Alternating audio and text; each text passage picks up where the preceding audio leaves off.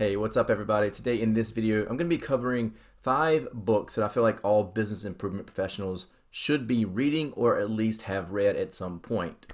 If you want to know what those are, make sure you stick around. Now, one of the most frequent questions that I get either in the comment section below or someone comes up to me at work and maybe hasn't had a lot of experience with Lean and Six Sigma, or maybe has a little experience with Lean and or Six Sigma, and so they want to know, Chad, what books should I be reading, or what are some good books to get started with? So I'm going to cover those really quickly in this video. And the first book I want to talk about is The Toyota Way to Continuous Improvement. And this book is written by Jeffrey Liker and James Franz. Now, Jeffrey Liker, who is one of the authors of this book, actually wrote a book called The Toyota Way, which is still a best-selling business management classic. But this book, The Toyota Way to Continuous Improvement, came after Toyota was faced that publicized scrutiny after they had that big issue back in 2009 and 2010 where they had all of these recalls. Now, at the time of the recalls, Toyota had this big 60-year-old, reputation for operational excellence. So a lot of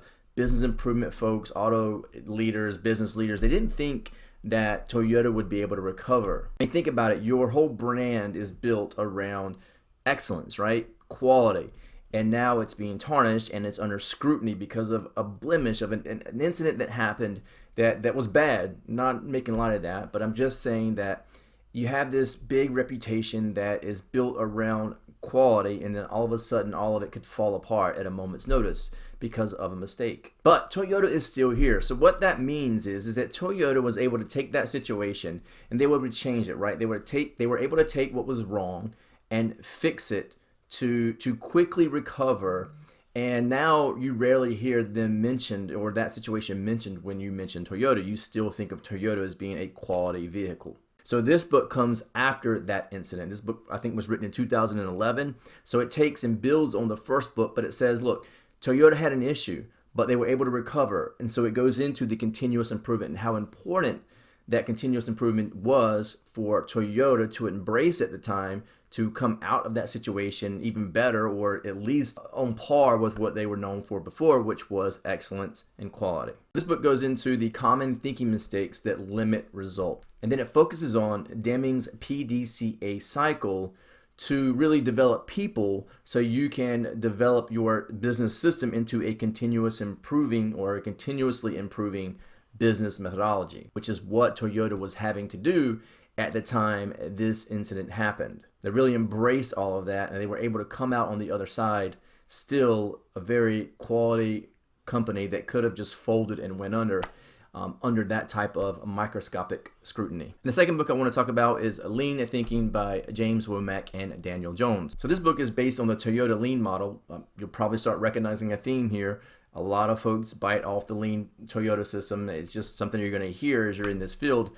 But this book combines, or takes, the Toyota Lean model, which combines operational excellence with value-based strategies to produce steady growth through various economic conditions. This book's really about getting back to basics and focusing what is really important to a business, and what should be important to a business is what the customer perceives as value. So then you want to take that value and build it into your value stream. The next step is you want to attack anything that does not add value to that stream. So any activity that's not adding value to that value stream, you want to remove it. Now, we know this as waste or muda in the improvement community. Now, what I like about this book is it takes a lot of these, a lot of times we get away from the basics. And so this book really brings us back to the basics, and it talks about the fundamental importance of understanding our value and what they perceive as being important, right? What the customer perceives as being important, and then focuses our efforts on those value activities that create value for the customer.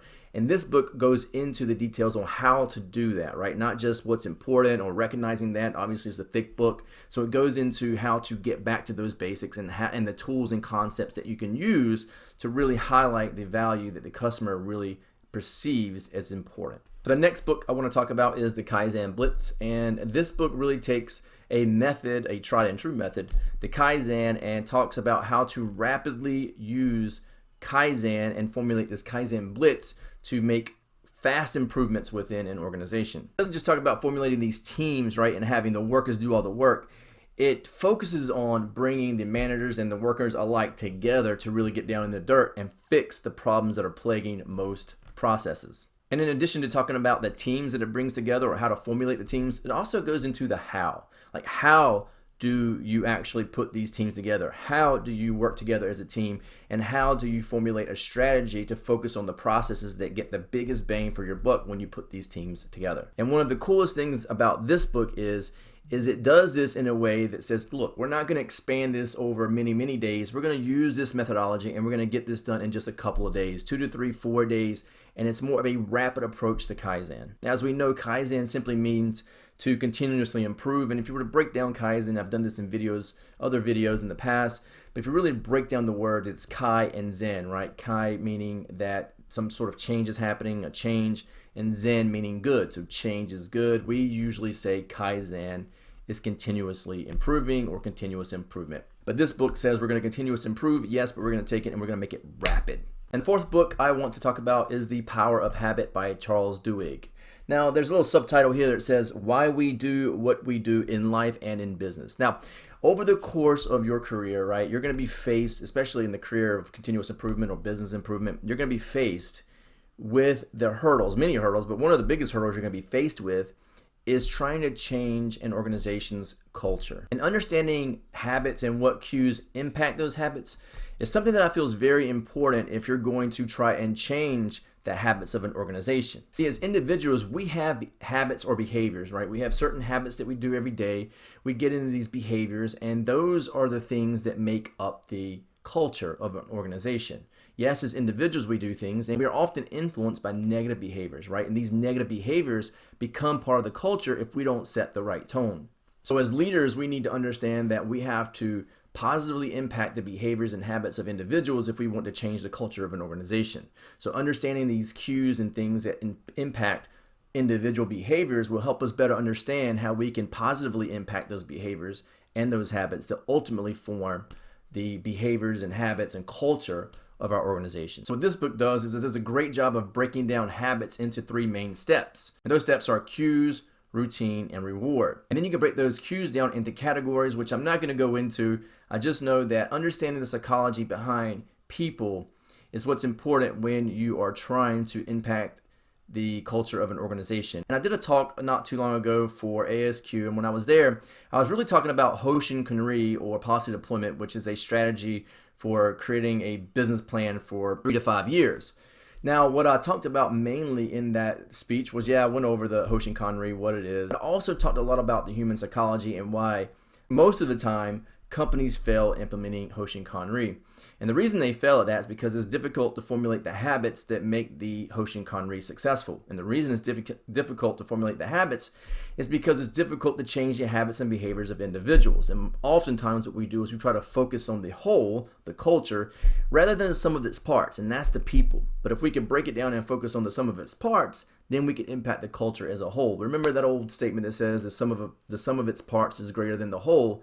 Well, that's true, and it holds true when you're trying to impact the organization's culture, or the organization's culture, because you need to focus on the individual's habits and behaviors, cues, rewards, those things of individuals to impact the organization as a whole, which is the culture. And no, this is not a mistake. The final and 5th book I want to talk about, Six Sigma for Dummies. And don't laugh, because these books, these dummy books, right, they have a great way of breaking down complex topics into easy, digestible bits and pieces that easy to understand, for lack of a better word, just easy to understand.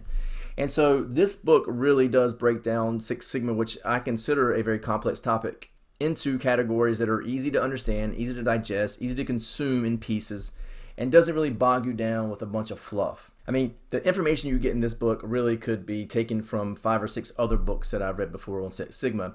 And not only does it talk about why Six Sigma is important, or what it is, or the methodology behind it, it also goes into formulas that are really important. And again, doesn't give you a lot of fluff around those formulas, just basically gives you the formula, tells you how to break it down, how to use it, and what it's for. And that's why I think this book is great. And I know a lot of people might not, a lot of professionals might look down on books like this, but I think these books are important, especially for folks that are new to Lean or Six Sigma. So while you may not want to have this sitting out on your desk when your boss walks by, it's not a bad one to have in the desk drawer, or to maybe wrap it up in a different covering so it's not, I mean, it says Dummies. So, but listen everybody, this book is a really good book, and I'm not just, maybe not everybody would tell you that, but I guarantee you any master black belt would tell you if they read this book that it is a very good book. There's not much else I can say about it. It's a pretty good book. I just don't have an ego. This is a good book. So I think that's important when you're in this role, is to not have an ego, to share what's important, and to really, you know, I think this is going to help people that are new to Lean and Six Sigma, and it's going to help you advance faster. And I think that's what's important. So you can help either yourself or the business you're trying to improve. So guys, that's it for this video. Listen, if you like this video, why not just throw me one of those thumbs up to let me know you liked it. Also, if you like this kind of content, why not subscribe to my YouTube channel? It's growing rather quickly, and I do appreciate it. I appreciate every single one of you that watched the entire video, and the folks that comment as well. So if you do have a comment or recommendation for a video, why not put that down in the comment section below, because I read and respond to every single comment. Thanks for watching this video, and I will see you guys in the next one.